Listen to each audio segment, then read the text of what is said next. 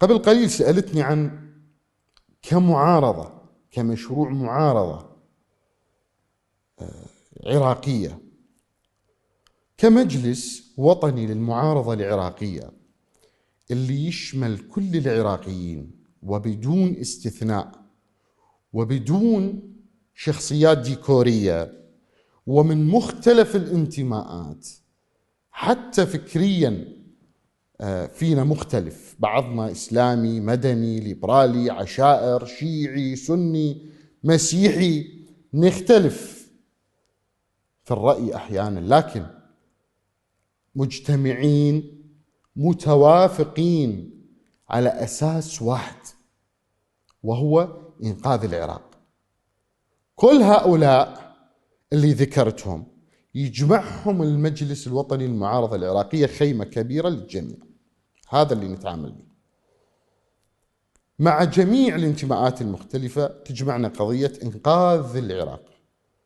كفاءات عراقية وطنية، قادة لهم مساهمة كبيرة في بناء وحماية العراق، ليل ونهار يفكرون ويعملون لإنقاذ العراق.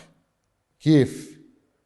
يحللون كل الشخصيات الموجودة الآن في السلطة، هذا الشخصية منو، شنو تاريخه وبإيش مرتبط وشنو عقليته وشنو راح يقدم وشنو راح تكون النتيجة اللي راح يوصلها في الأخير. أيضا الشخصيات الموجودة في المجلس، عندنا شخصيات عسكرية، شخصيات عسكرية رفيعة المستوى ساهمت بحماية العراق، حموا العراق بدمائهم وضحوا للعراق.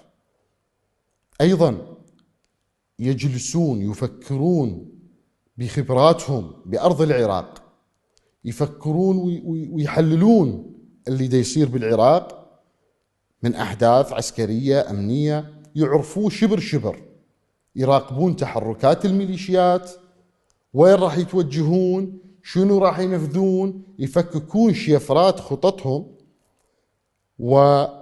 ويكشفوها.